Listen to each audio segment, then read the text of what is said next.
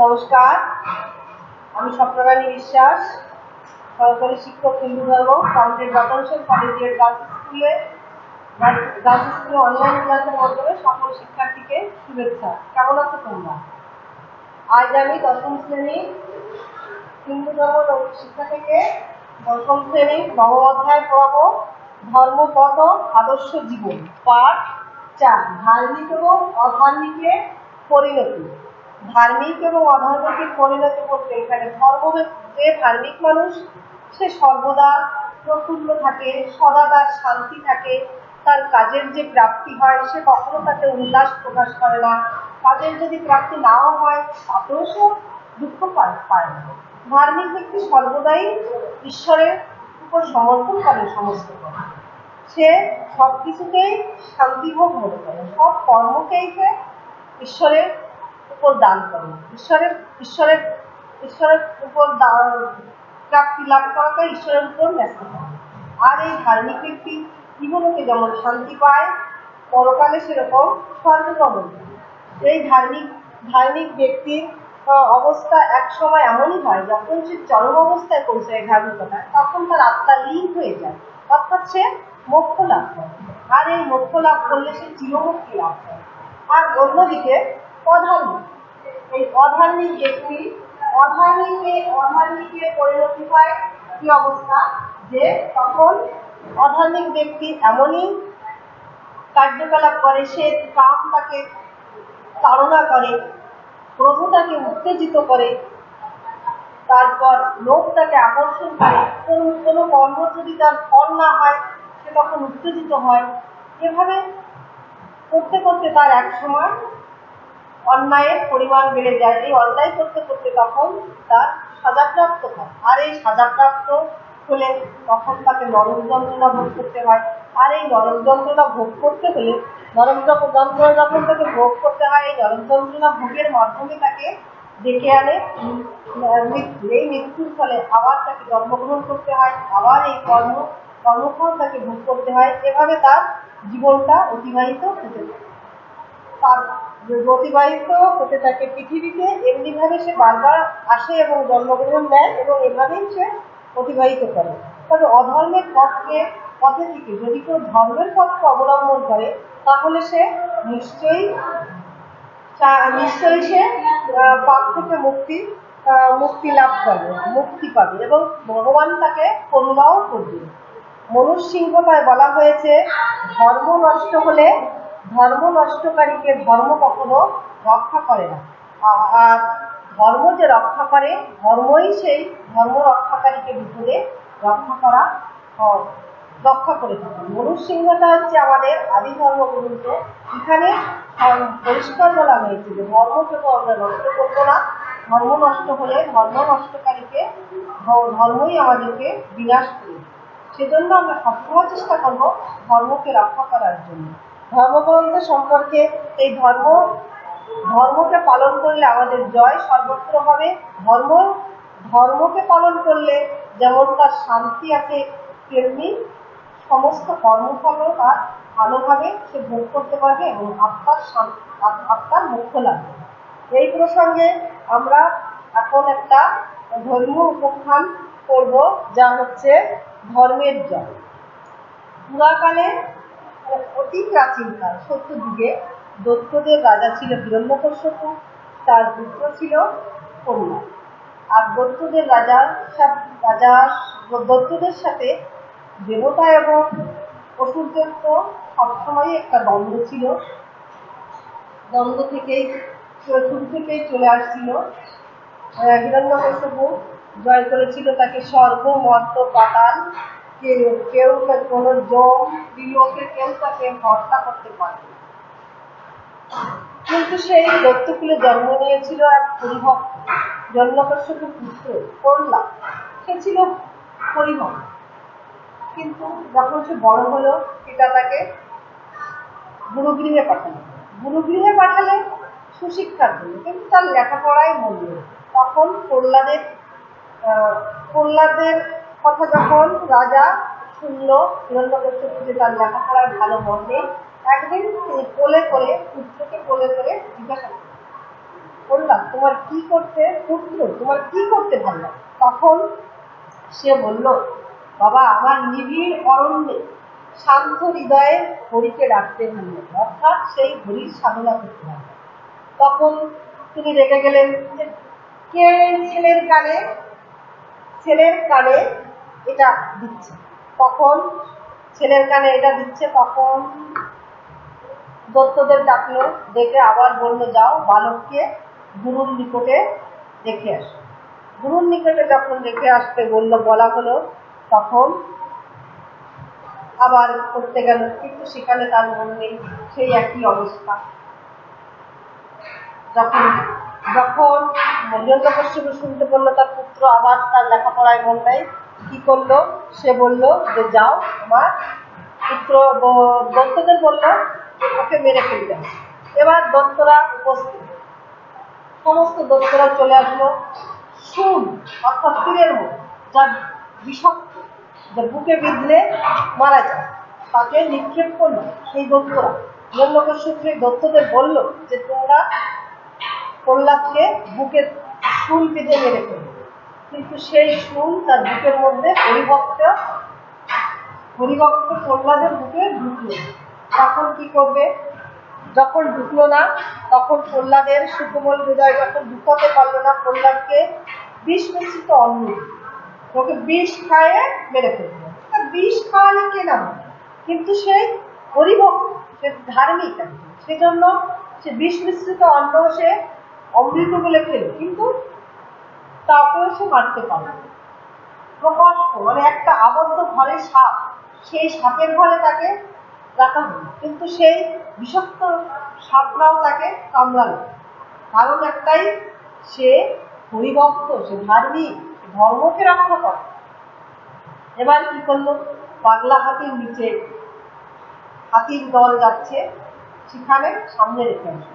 হাতিগুলো তাকে পালালো, কোনোভাবে মারতে পারবে না। এবার তাহলে ভাবলো যে এবার উচ্চ পর্বতশৃঙ্গ নিয়ে গিয়ে কি করলো? সেখান থেকে তাকে মহাসাগরে ফেলল, কিন্তু সেখানেও সে মরল না। তখন দত্তরা এসে জানাচ্ছে যে মহারাজা, আমরা প্রহ্লাদকে মারতে পারি না। রাজা তো এবার রেগে গেছে, এত কিছু করে তোমরা মারতে পারতেছ, কি এমন হয়েছে? এবার ছেলেকে জিজ্ঞাসা করলো, তুই কার বলে এত কিছু করছিস, বল আমার। তখন সে বিনয়ের সুরে বলল, আমি কারো বলে করছি না, আমি বাবা হরির জন্য করতে পারছি। হরি আমাদের সকলের বন্ধু, সে আমাদের ত্রাণকারী, সে আমাদের প্রাণ, সে সকলের কাছে হরি, সর্বত্র থাকেন, তিনি আমাকে সর্বদাই রক্ষা করেন। তখন সে আরো রেগে গেল। পাশে ছিল স্ফটিকের স্তম্ভ। হিরণ্যকশিপু, আরে তোর হরি কি এই স্তম্ভের মধ্যে আছে? তখন প্রহ্লাদ বলল, হ্যাঁ, আমার হরি এই স্তম্ভের মধ্যে আছে। রাগ, দত্তদের রাজা, তার তো রাগ, এত কিছু করে সে হচ্ছে দত্তদের অত্যাচার করে, আর তার ঘরে যদি তার পুত্রই হরিনাম করে, তখন তো তার রাগ হওয়াটা অনিবার্য। রাগের যন্ত্রণায় উগ্র হয়ে গিয়ে মুষ্টিঘাতে মানে ঘুষি দিয়ে সে স্ফটিকের স্তম্ভ ভেঙে ফেললে কি হলো? দেখলো স্ফটিকের স্তম্ভ ভিতরে সিংহাসনে হরি বসে আছে। তখন দেখে তো আরো তর্জে গর্জে উঠলো। সে কি করলো? তার পাশে ছিল খড়গ নিয়ে মারার জন্য ছুটে গেল। এবার খড়গ নিয়ে যখন মারার জন্য ছুটে গেল, তখন কি হলো? দেখলো যে সে মারতে পারছে না।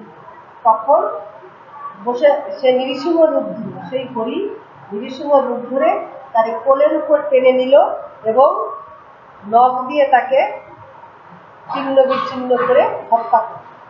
এই যে প্রহ্লাদের হরি দর্শন হল বা সেই ভগবানের দর্শন হল, কেন এটা সে দেখতে পেল?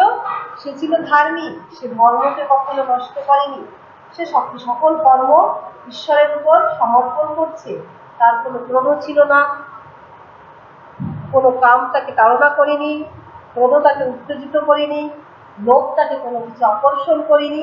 এজন্য সে হরিকে দেখতে পেয়েছিল। তো হরির প্রতি তার ছিল অবিচল ভক্তি। ধর্মই ধার্মিককে রক্ষা করে, ধর্মই প্রহ্লাদকে রক্ষা করেছিল। ধর্মের জয় সবসময় হয়, ধর্মের জয় অসম্ভব নয়, ধর্মের জয় হতেই হবে।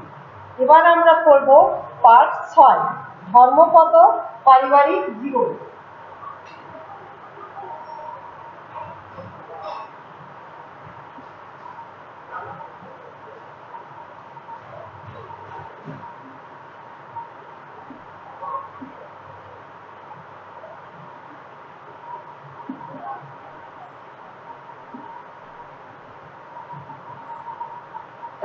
ধর্মপদ পারিবারিক জীবন। মানুষ সমাজবদ্ধ জীব, সমাজে বসবাস করে।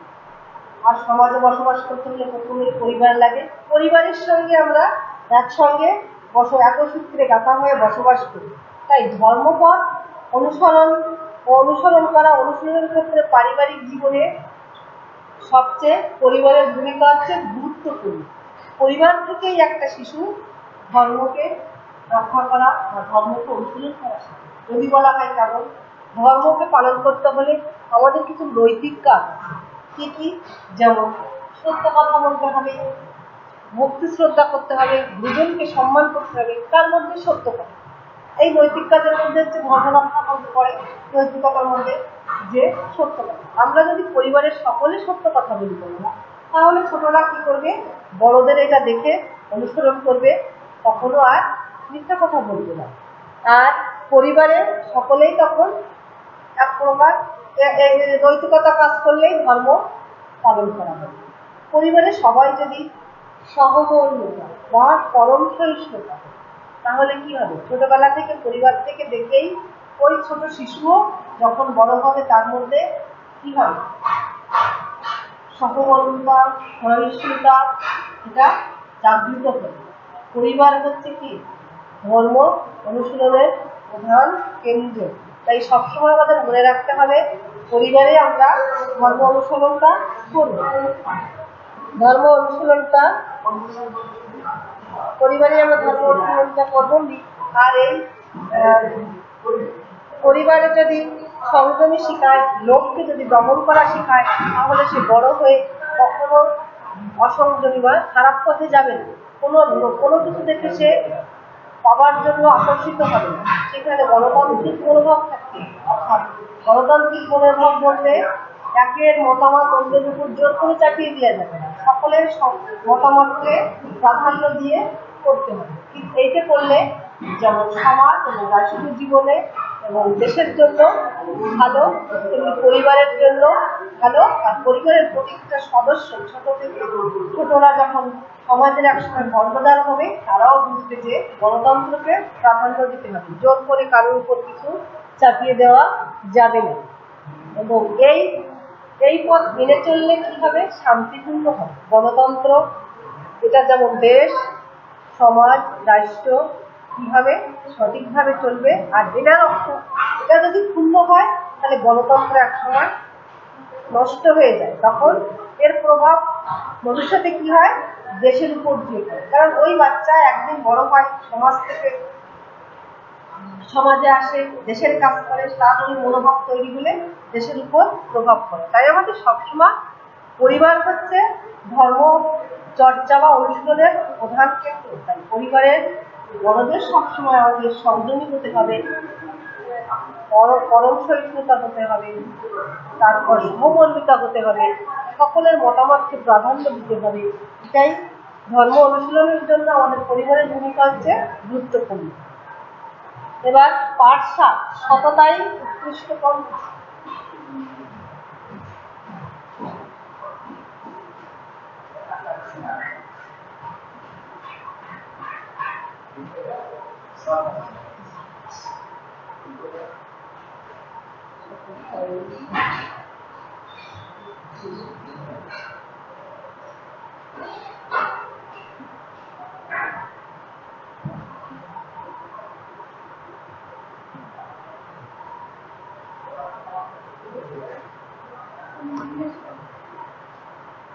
সততাই হচ্ছে উৎকৃষ্ট পন্থা। মিথ্যার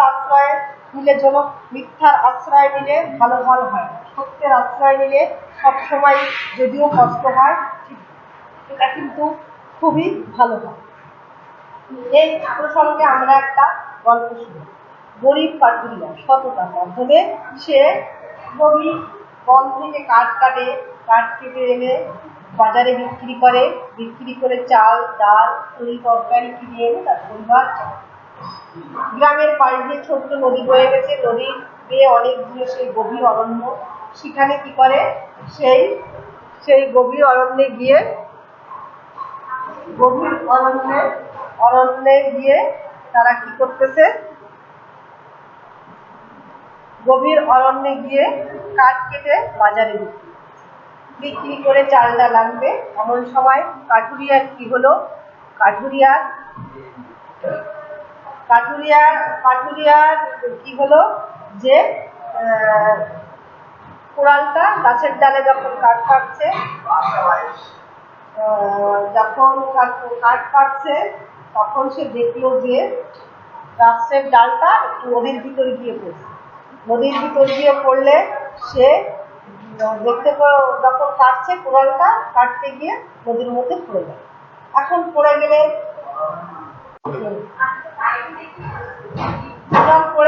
পড়ে যাওয়ার পরে এখন কান্নাকাটি করছে। তার কষ্ট দেখে জলদেবতা আর সহ্য করতে পারলো না, সে নদী থেকে হাসতে হাসতে উঠলো, অর্ধেক জলের নিচে আর অর্ধেক উঠলো। তখন সে বললো, তুমি কাঁদছো কেন? বললো যে আমার কুঠারটা পড়ে গেছে। পড়ে যাওয়ার পর সে বললো যে তোমার কুঠার পড়ে গেছে, ঠিক আছে। সে অমনি জলের নিচে ডুব দিয়ে একটা সোনার কুঠার নিয়ে আসলো, ওরা উঁচু করে দেখালো, কিন্তু রৌদ্রের আলোতে ঝিলমিল করছে। তখনও বললো না, এটা আবার। ও আবার হাসি দিয়ে আবার ডুব দিল। এবার ডুব দিয়ে আর একটা কুঠার নিয়ে এসলো, রূপার মতো তৈরি সাদা চকচক। ও দেখে বললো এটা না।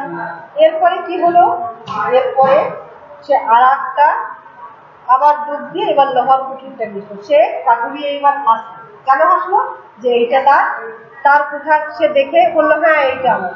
তখন জলদেবতা তাকে 3টে কুঠারে দিয়ে দিল এবং সেই গরিব কাঠুরিয়া এখন সে অনেক বড় লোক হয়ে গেল, ঘর বাড়ি করলো, জমি জায়গা করে এখন আর তার কাঠ কাটা লাগে না। পাশের মোড়ল দেখে, তার গ্রামের মোড়ল কি করে বড় লোক হলে, সে তখন সব বলল। ও গেল কাঁদতে কাঁদতে, কাঠ কাটতে গেলে ইচ্ছা করে কোড়াল কাটতে। এবার জলদেবতা তো সবই করছে, যেহেতু কেন এসেছে। তখন ওকে বললো যে কি করা যাবে। ও তখন জলদেবতা সোনার কোঠারিতে একটা উঠায়, বললো এটা কি তোমার কোঠা? বললে হ্যাঁ। ও বলা মাত্রই জলে ডুবতো। আর উনি ফিরে বেশ সময় চলে গেল, কিন্তু কাঠুরিয়া বসে আছে। মানে সেই গ্রামের মোড়ল এখন কাঠুরিয়া সাজিয়েছে, সে বসে আছে, সে আর ফিরে আসে না। তখন দেখলো যে তুমি এখনো ফিরে না কেন? জলদেবতার তো রাগ হলো, জলদেবতা উঠলো না। মোড়ল তখন অনেক সময় বসে থেকে বিষণ্ণ মনে গায়ে ফিরে গেল। তাহলে কি হলো, মিথ্যা কথা বললে কখনোই তার জয় হয় না। এই গল্পটা বা এই পাঠটা করে আমরা বুঝতে পারলাম যে সততাই উৎকৃষ্ট পন্থা। সর্বদা আমরা মনে রাখবো, জীবনে চলার প্রতিটা ক্ষেত্রে আমরা সৎ পথে চলবো, সত্য কথা বলবো, কখনো অসৎকে আশ্রয় দেবো না, মিথ্যা কথা বলবো না। মিথ্যার ফল কখনোই ভালো হয় না। তাহলে সবাই এ পর্যন্ত আমার ক্লাস আজকে শেষ করছি। সবাই ভালো, নমস্কার।